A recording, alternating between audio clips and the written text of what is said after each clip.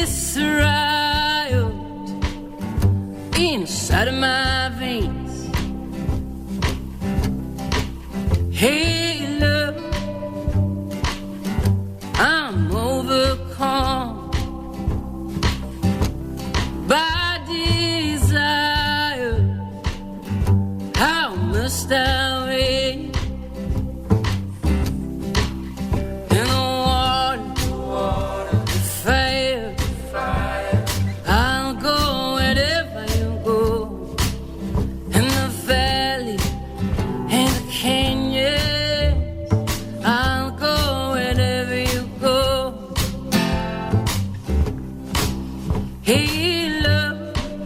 Vamos a ver qué tal hoy las conexiones y desde dónde. Pere Estupiñán, Javier San Pedro, ¿cómo estáis? Buenos días. Hola, buenos días a todos. Perfecto. Yo desde Barcelona. ¿En Radio Barcelona? Sí. Estamos seguros, entonces. Has descendido al estudio de Radio Barcelona, ¿no? Sí. A ninguna cueva radiactiva en este caso. En este caso, que yo sepa, no. Quién sabe, está en el subsuelo, he bajado 2 plantas, igual sí que hay algo de radón. Sí, tiene mala ventilación ese estudio, ¿eh? Sí, y el técnico que me está haciendo la señal de que todo va bien, he entrado con mascarilla, ¿eh? Sí. Pero el técnico sabe que tú estuviste en una cueva radiactiva la semana pasada. Tienes que haber avisado esto, ¿no? Ostras, le podría haber dicho, pero bueno, en teoría, tenía que en teoría lavar la ropa y sí. ¿Cómo que en teoría? Bueno, no lo hice. Pero por favor. Pero yo, sabes que yo no soy muy averso al riesgo. Bueno, ya sé. Sí. Ya. Sí. Bueno. Tú, Javier, en Carabanchel, ¿no? Sí, in the valley, in the canyon, I'll go wherever you go.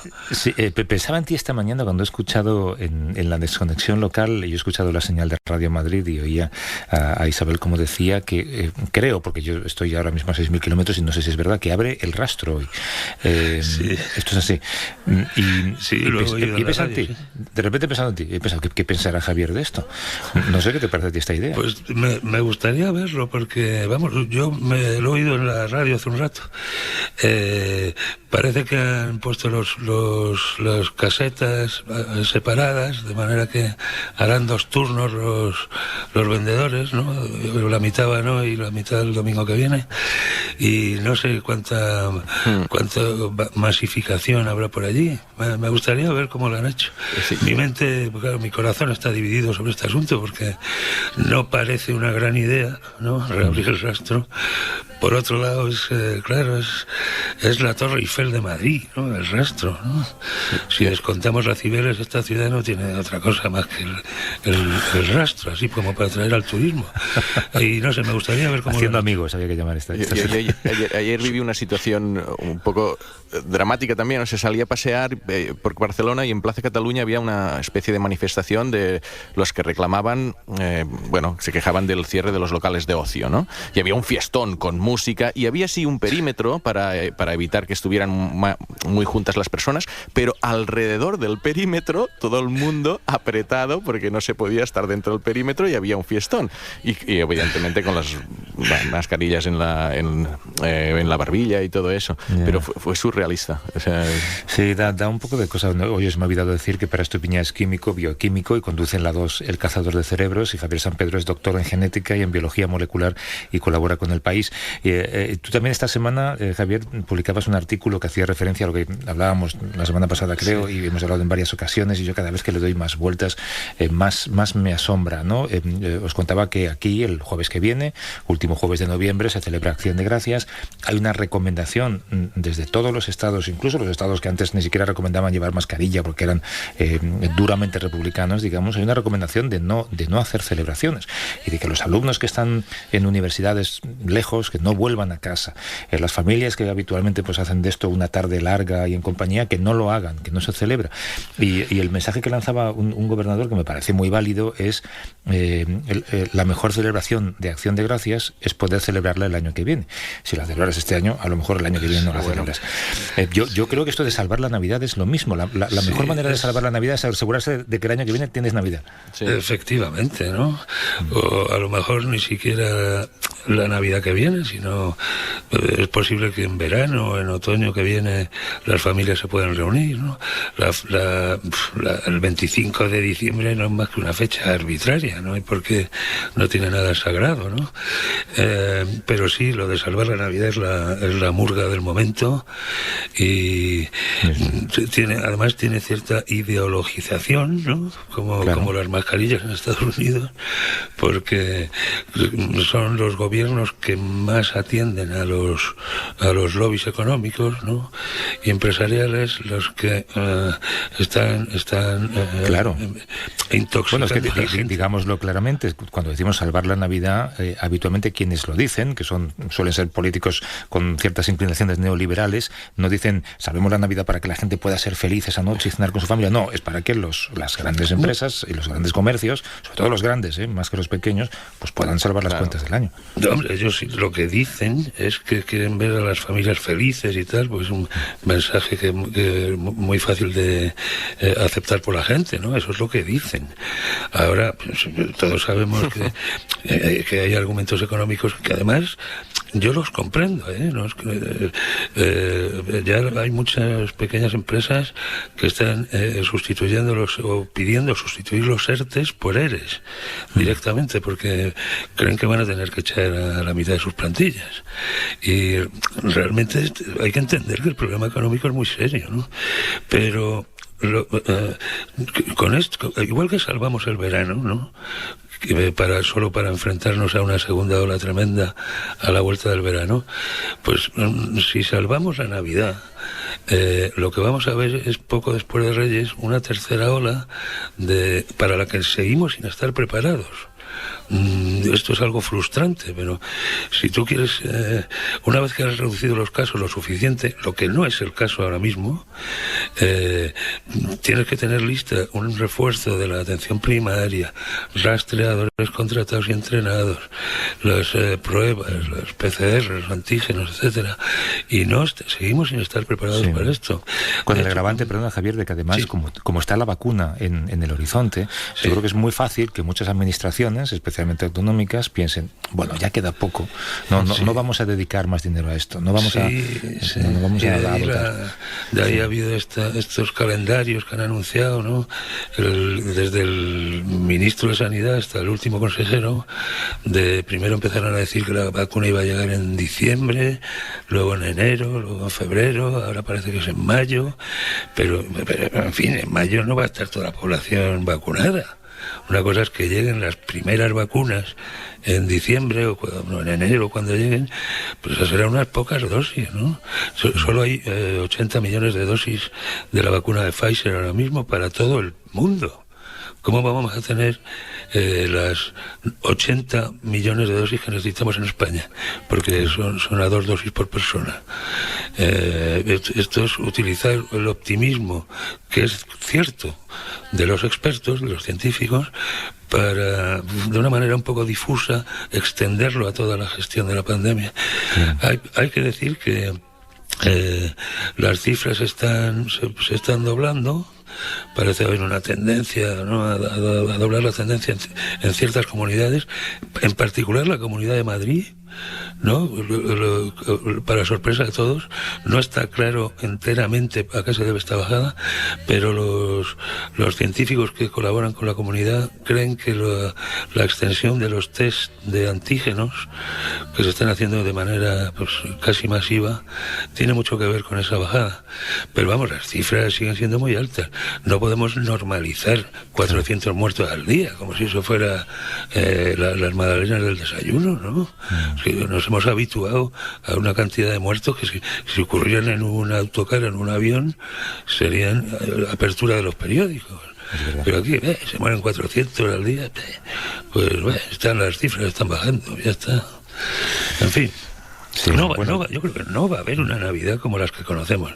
No sé hasta qué punto la irresponsabilidad de los gobernantes nos llevará a abrir qué comercios y a y ese debate, de verdad que ese debate en Estados Unidos se ha anticipado, porque Acción de Gracias, como sabéis, es mucho más importante que la Navidad en este país. Sí.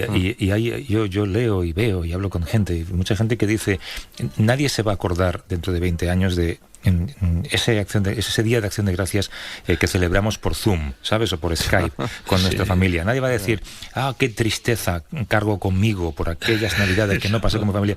Pero la gente sí que se va a acordar de, pobrecillo, ¿sabes? Este que enfermó y murió 2 meses después de las Navidades. A ver si a lo mejor contribuye a aquello. Está muy bien visto. Y como dice Margarita del Val, 25 de diciembre, Zoom. Sí, está muy bien. La entrevista con Margarita del Val era buenísima. Sí.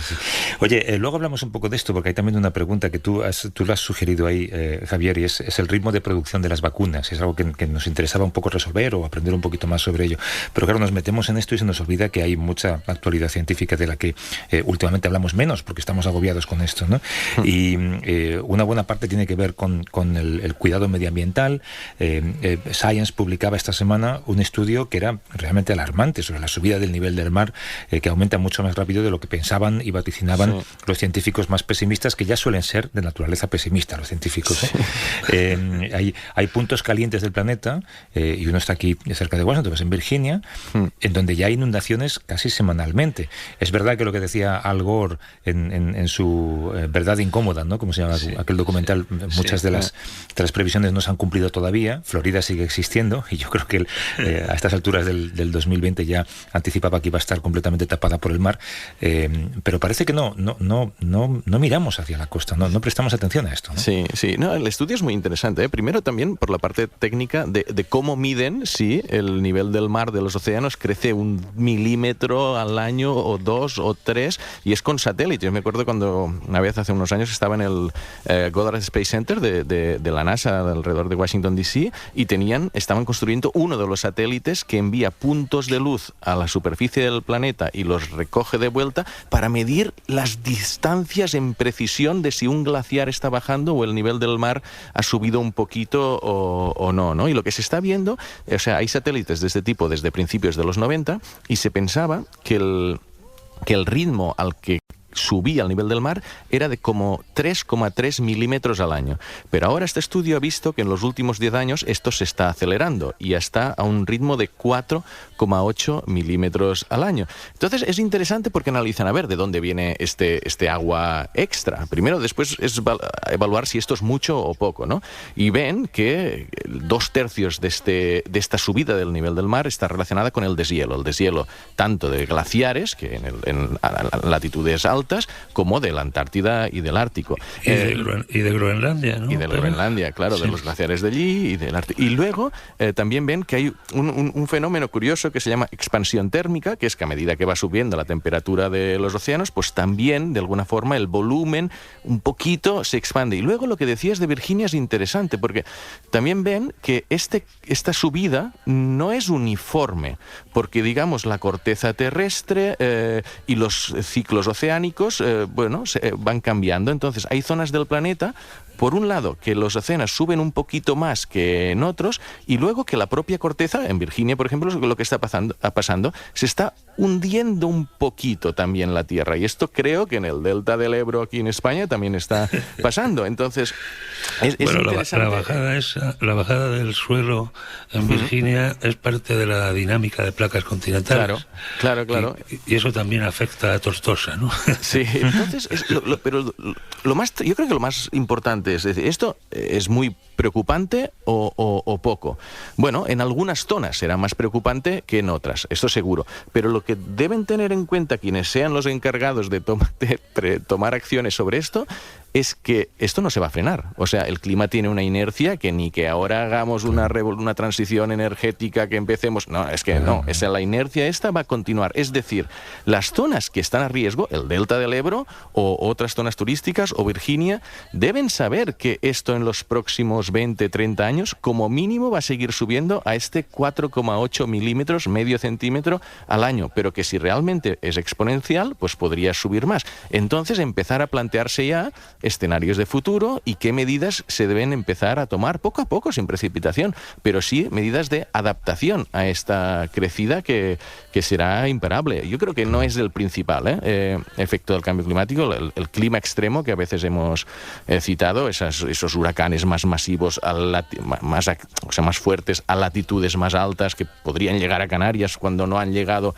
en una intensidad tan alta. Estas cosas, o incendios más bestias porque hay más sequía, estos eventos concretos van a ser más peligrosos, pero es interesantísimo el tema del nivel del mar. Sí, y atento a las consecuencias medioambientales que puedan tener decisiones que tome Trump en las 8 semanas que le quedan de presidente. Wow. Que no creo que tengan que ver solamente con pozos de petróleo en Alaska. Va a poner todos los impedimentos posibles para que este país no avance por el buen camino en ese sentido, y todo eso luego marca el ritmo de lo que hacen los demás. Oye, sigue habiendo un problema también del que quería charlar un momento con vosotros, que es el uso cada vez más generalizado de las cámaras de reconocimiento facial. También en la revista Science se comentaba esta semana el caso del gobierno de Serbia, que ha instalado cámaras en el centro de Belgrado de la marca china Huawei. Siempre está esta duda de si las imágenes pasan a través de servidores chinos. Además, se han instalado con la excusa de construir una ciudad inteligente y más segura. El otro día alguien ponía en internet una fotografía de... Sabéis que el iPhone hace esto, ya te ordena tus fotografías, tú le dices quién es tu amigo, o el nombre de tus amigos, de tus familiares, y te busca sus fotografías reconociendo la cara. Y ponía la fotografía, su perro se había levantado en una valla, y entonces había detectado como la parte de atrás del perro, lo que está debajo de la cola, para entendernos, y lo había identificado como uno de sus amigos. Quiero decir que estos algoritmos todavía dan errores, y no solamente dan errores, sino que falta regulación, ¿no? ¿Esto a vosotros os inquieta? Un poquito.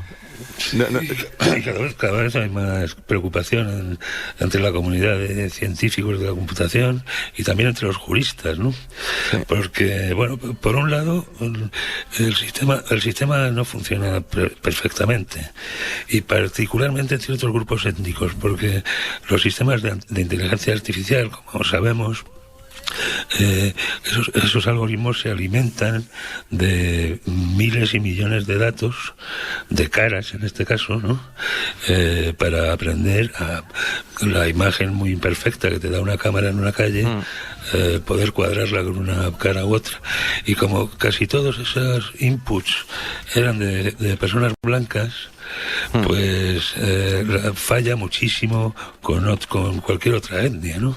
Bueno, pero sí, yo creo que o sea, a mí lo que me preocupa no es que fallen ahora, porque es que seguro que hay algunos que no fallan y seguro que se aplicarán. El tema es que en esta sensación de seguridad, de decir, porque esto se argumenta para decir, oye, ponemos cámaras en todas las esquinas de las calles y tenemos fichados a ciertos terroristas o a ciertos malhechores, y por inteligencia artificial, cuando si pasa uno por ahí dirás, oye, aquí hay un terrorista. Bueno, vale, pero eso implica que tienen que analizar todas las caras que pasan por allí, incluidas las tuyas. Y tú dices, bueno, yo no soy un malhechor, pero ¿qué pasa si hay una manifestación? Y dices, ostras, yo no querría ir a esta manifestación. Yo quiero ir a esta manifestación, pero no querría que esté fichado, porque podría ocurrir, bueno, que sepan que yo he ido. En las manifestaciones de Hong Kong, claro, de hace, no me acuerdo cuánto hace de eso, el año pasado sería, iba todo el mundo con la cara cubierta, claro, con pañuelos, máscaras y de todo, claro, por esa razón. Bueno, y hay un caso particularmente preocupante.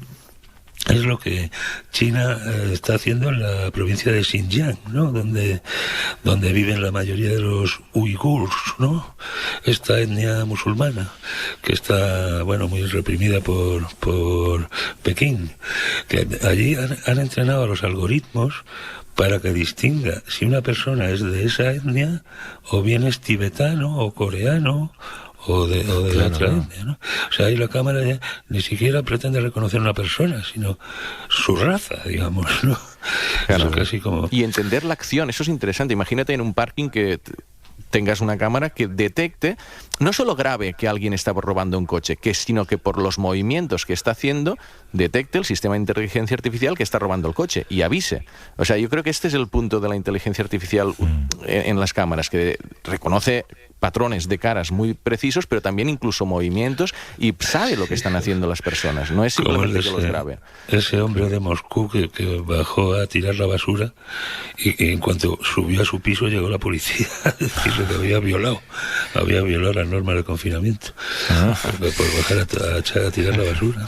Oye, vamos a dar, por si acaso tenemos tiempo, yo creo que sí, al final, dentro de 20 y pico minutos más o menos, alguna pregunta, alguna consulta de los oyentes que quiera recabar vuestra opinión, es el 638-855-349, es un número de WhatsApp, si nos quieren dejar una nota de audio o darnos un teléfono, llamamos de vuelta, 638-855-349, ahora lo repito, vamos con nuestra historia de hoy.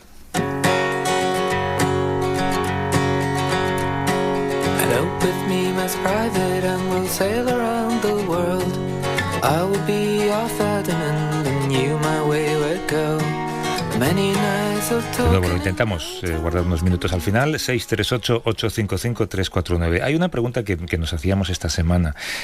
Yo creo, y en eso estamos todos de acuerdo, que los científicos y la ciencia ha estado a la altura frente a este escenario en el que nos hemos encontrado, que es el más dramático, digamos, en el terreno de la ciencia en los últimos años, si no contamos con esa inercia medioambiental que nos acosa, los científicos han sido capaces de desarrollar una vacuna, Javier, yo creo que en un tiempo récord. Yo creo que nunca habrías imaginado que sería tan rápido, ¿no? Absolutamente, y menos con esa eficacia, porque exacto. Podías esperar una vacuna regulera, que tuviera una eficacia baja. Reguleras. Sí, como la rusa que se acaba de presentar ayer, ¿no? Que ¿quién se quiere poner la rusa? ¿No? Exacto. La pregunta, y es una pregunta de un ingenuo como yo, supongo, es si ahora que la ciencia nos ha hecho este regalo magnífico, la industria no puede acelerar su producción y en lugar de tener que esperar a lo mejor 6 meses a que un porcentaje alto de la población esté vacunada, no puede hacerse en cuestión de 2 meses, ¿no? Igual que las fábricas de coches se pusieron a fabricar ventiladores en su día, pues si ahora no se pueden habilitar más espacios para fabricar esto más deprisa, porque cada día que pasa, como decíamos al principio, son 300 muertos. Hasta que las vacunas lleguen a nosotros, tienen que pasar por muchos filtros, hay una autorización para realizar ensayos clínicos, ya lo hemos hablado aquí en varias ocasiones, otra que dé el visto bueno a los resultados, ya ha pasado, y luego evalúan los expertos que negocian la compra de cada país. En España, varios de esos filtros coinciden en una misma persona, que es César Hernández, que es el jefe del Departamento de Medicamentos de Uso Humano de la Agencia Española de Medicamentos, pero también representa a España en el equipo negociador de la Unión Europea para la compra anticipada de vacunas. Le agradecemos mucho que esté con nosotros para conversar. ¿Cómo estás, César? Buenos días. Hola, buenos días. Muy bien, muchas gracias. Creo que os reunís a diario desde junio, al menos una vez al día. Te puedo preguntar, sé que hay cosas que no podrás contar, pero ¿te puedo preguntar cómo son esas reuniones? Bueno, pues empezaron siendo reuniones de desconocidos y con el tiempo pues pasan a ser reuniones de un verdadero equipo. Y la verdad es que en fin, hemos pasado por momentos de todo tipo y bueno, pues una forma de construir Europa con un montón de gente muy interesante. Vosotros evaluáis y compráis vacunas que todavía en algunos casos no han concluido los ensayos, en otros los están concluyendo, están esperando todavía ser aceptadas. ¿Qué criterios usáis para decidir comprar unas vacunas y no otras? Bueno, el principal es que sea efectivamente una vacuna que, como habéis dicho, pueda tener la posibilidad de terminar siendo autorizada. Es decir, la solvencia científica del proyecto es probablemente lo más importante. Al final, las vacunas que lleguen tienen que ser eficaces y seguras y tienen que ser autorizadas por las agencias reguladoras con los mismos criterios que se autorizan el resto de los medicamentos. A partir de ahí, pues hay criterios como, por ejemplo, la capacidad de producción, que efectivamente puedan escalar la producción a un número de vacunas, como también he dicho, que realmente merezca la pena. El diversificar el tipo de plataforma, porque, bueno, ahora vamos viendo resultados, pero cuando empezamos ninguno podíamos estar seguro de que todas las vacunas fueran a terminar bien, que parte de esa producción se puede hacer en Europa y que, por lo tanto, no pudiera depender de avatares que no tienen que ver con la técnica o con la ciencia, sino con otro tipo de decisiones, que los esquemas de entrega pues fueran asumibles, quiero decir, interesan sobre todo en esta negociación vacunas que puedan ser entregables a lo largo de 2021, aunque hay otras que pueden venir más tarde. Y finalmente, pues obviamente los temas de precio, ¿no? que fueran precios que fueran asequibles y auditables. Claro, pero ¿cómo negociáis los precios con estas compañías para controlar que las farmacéuticas ellas saben que tienen un año para hacer negocio? Supongo que tienen una tendencia a inflar esos precios. No creo que esta sea la circunstancia ahora mismo. Yo creo que lo que es notable en este momento es que todos, científicos, países, instituciones como la OMS, Gavi, CEPI, y también las compañías farmacéuticas se han puesto en aras a mantener este esfuerzo común que permita tener vacuna, insisto en lo de eficacia y segura, en un tiempo lo más breve posible. Y para eso yo creo que todo el mundo comparte el mismo objetivo. ¿Y cómo es que se compran antes de que estén los resultados definitivos? Esto es algo que mucha gente se pregunta. ¿Es porque es un incentivo para las farmacéuticas o es porque los resultados que veis ya veis que va por buen camino? ¿O porque hay mucha competencia internacional de conseguir unas y dices, oye, los compramos, los reservamos ya para cuando estén? Bueno, como sabéis, la forma en la que se produce normalmente cualquier medicamento, una vacuna, consiste en la realización secuencial de diferente tipo de pruebas. Solamente al final de cada una de las pruebas la compañía decide si dar el siguiente paso o ir avanzando hasta que al final, bueno, pues llega el momento de la autorización. Y solamente si es autorizado es cuando se decide empezar a fabricar, bueno, pues a una escala que ya merezca la pena ser llamada industrial. Aquí lo que se trata es de comprimir un poco todos esos pasos, de forma que tanto el desarrollo clínico no es secuencial, sino que hay mucha parte de la que se puede hacer que se hace en paralelo, y también la producción, es decir, las compañías lo que hacen es ir produciendo a riesgo estas vacunas en la eventualidad de que finalmente puedan ser autorizadas, de forma que hay una parte de inversión inicial que hacen las compañías y que esa parte es la que se trata de compartir, de alguna manera, con estos acuerdos de compra anticipada. Oye, César, y esta técnica de solapar las tres fases, ¿no? Digamos, empezar la segunda fase al mismo tiempo que la primera, se podría, a partir de ahora, ¿es algo que podría extenderse al desarrollo de vacunas en general?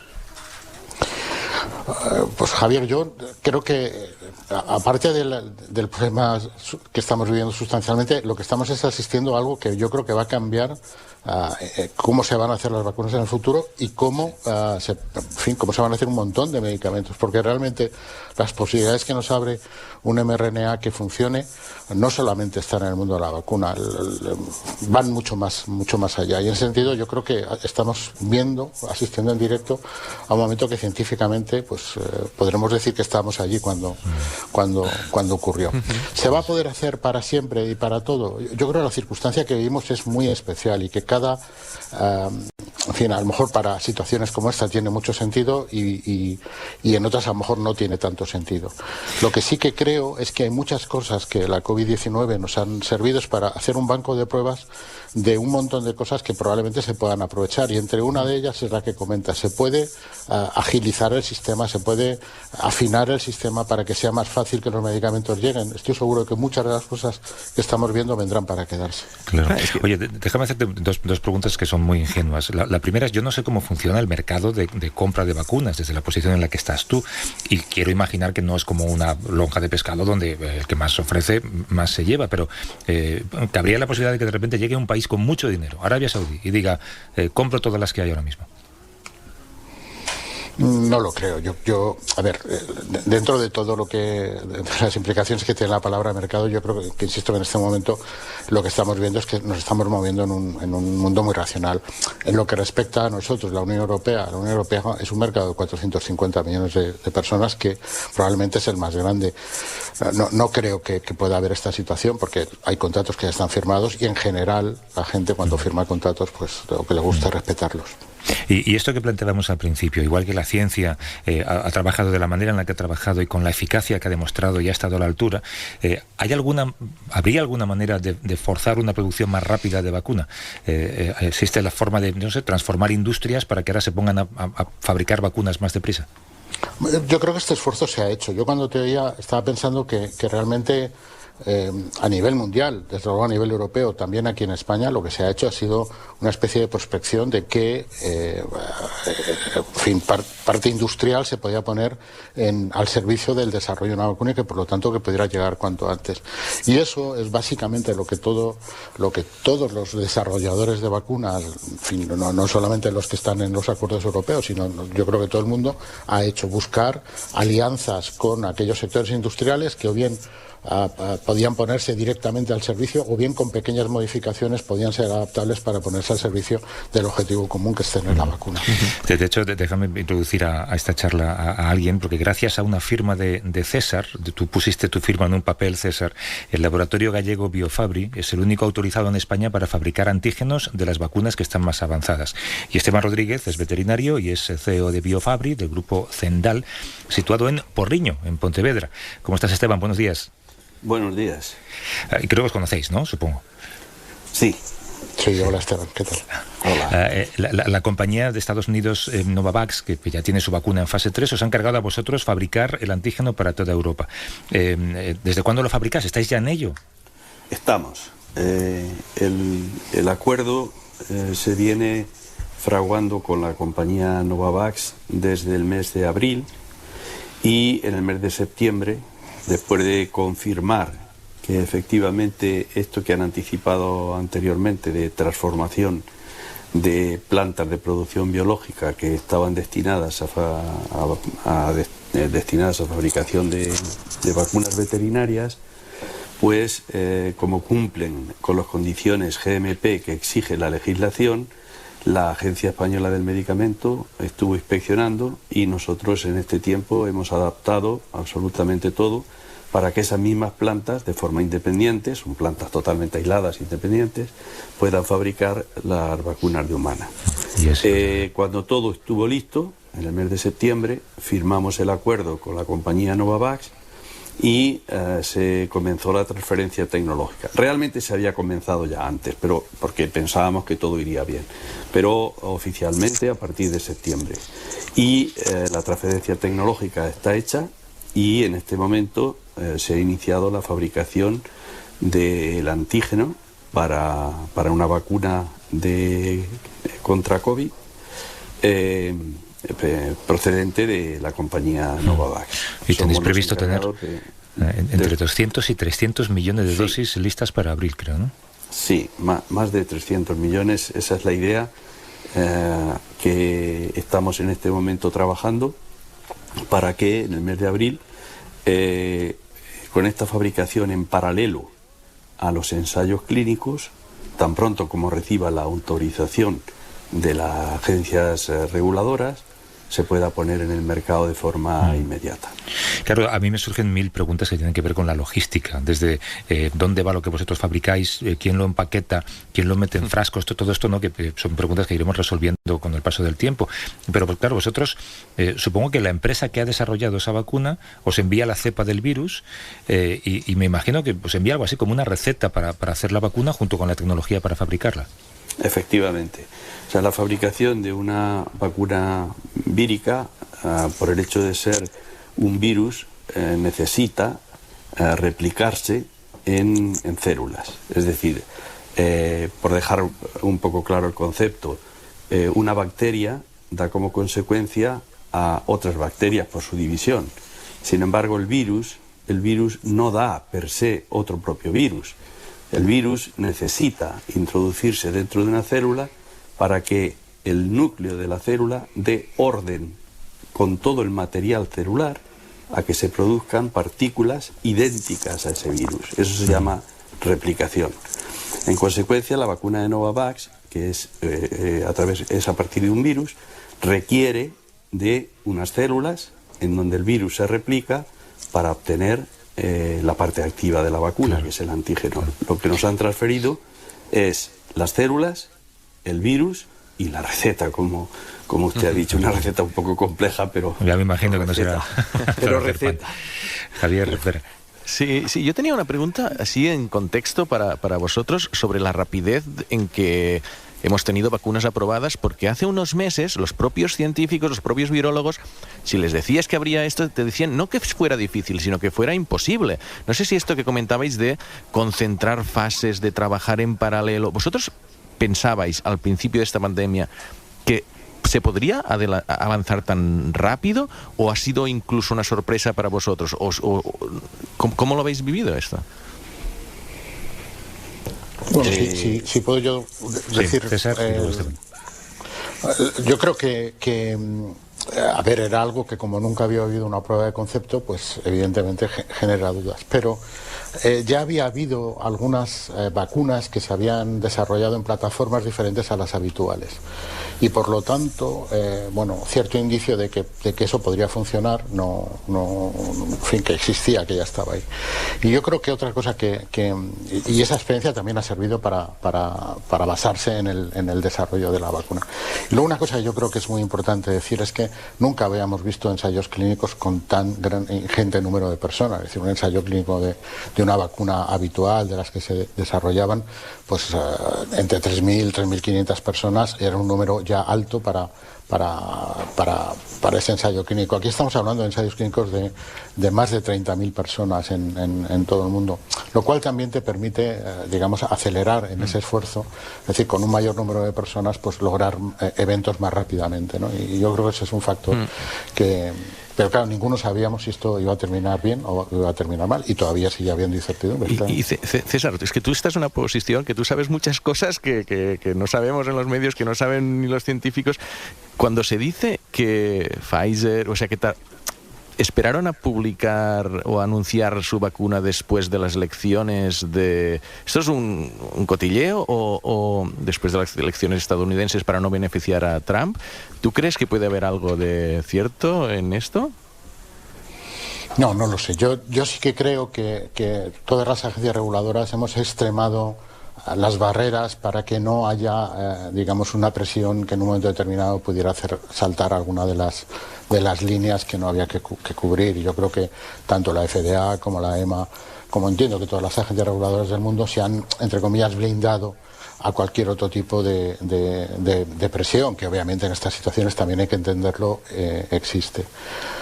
Si más allá de eso una compañía individual ha decidido hacer un anuncio antes o después, bueno, nosotros sabíamos que los resultados llegarían sobre estas fechas, el día concreto no lo sabíamos. ¿Y el Remdesivir, no hubo presiones para probarlo un poco antes de que hubiera resultados suficientes? Bueno, realmente, a ver, con Remdesivir también la gente lo que tiene que entender es que las autorizaciones no son categorías absolutas, por así decirlo. Lo que ha tenido Remdesivir al principio, luego ha tenido otro tipo de autorización, es una autorización que existe en Estados Unidos y no en Europa, que esto se llama la autorización por situación de emergencia. Eso es una situación, quiero decir, dada la emergencia, digamos, ahí se permite que sin tener el conocimiento completo de cómo funciona un medicamento, pues poderlo autorizar, ¿no? En Europa hay una figura que se llama la autorización condicional, que es, bueno, no tengo todo el conocimiento, la situación es grave, el beneficio-riesgo puede ser positivo, y a pesar de todo, bueno, pues merece la pena hacerlo por las incertidumbres. Claro. Yo creo que lo que es muy importante, por ejemplo, es que con Remdesivir y con otros, de nuevo hemos acelerado mucho lo que sería generar el conocimiento que complementa el de los ensayos clínicos, que son, digamos, los que justifican la autorización, con este otro conocimiento que se utiliza con la utilización del medicamento. Y ahí, bueno, también la situación ha sido completamente nueva. Javier. Estoy aprendiendo. Seguir apretándoles las tuercas. Pues déjame preguntar a Esteban entonces si este proceso en el que ahora estáis metidos, tú hablabas de más de 300 millones de dosis listas para abril. ¿A qué ritmo va? ¿Hay manera? ¿Alguien podría construir un laboratorio como el vuestro, recibir la misma receta y la misma cepa de virus y ponerlo en marcha y hacer una producción paralela? En ningún caso. En ningún caso. En principio, lo que es importante conocer es que el número de compañías con capacidad de producción de vacunas a escala industrial son pocas en Europa. Ese es el primer punto. Requieren de una enorme infraestructura, muy compleja, tiene un alto coste y solo puede ser soportado si la fabricación que tiene esa compañía es de millones de dosis, debido a los enormes costes que tiene de amortización y al mantenimiento, porque el objetivo en la fabricación de cualquier vacuna es producir al mínimo coste. Antes se ha conversado durante un tiempo alrededor de los precios, ¿no? De lo que se intenta es producir al mínimo coste, y para eso se necesita gran escala. Esa gran escala no se improvisa, pero es más, es que lo que menos se improvisa es las gentes que tienen que trabajar en ella. Es decir, la gente que trabaja en nuestra compañía no son personas que cuando se comienzan a trabajar en la compañía puedes ya dejarlas libremente en cualquiera de estas plantas. No. Requieren de un conocimiento estricto del funcionamiento. Pueden ser técnicos, ingenieros, biólogos, farmacéuticos, pueden tener cualquier cualificación, pero lo que es la tecnología de producción biológica es muy específica. Tan específica que son pocas las compañías que existen en Europa y en el mundo en general. Entonces no se improvisa. La pregunta que me has hecho, Javier, no se improvisa. Afortunadamente nosotros tenemos un historial de fabricación de vacunas ya de bastantes años. Y quiero recordar, a título de ejemplo, lo que sucedió hace unos años, alrededor del 2007, 2008 y 2009, en televisión se veía con muchísima frecuencia la noticia de la epidemia de lengua azul, una epidemia en rumiantes. Esa epidemia se producía a través de un mosquito, es decir, las fronteras no frenaban la enfermedad. La decisión de la Comunidad Europea fue de desarrollar una vacuna inmediatamente y hacerla de forma masiva.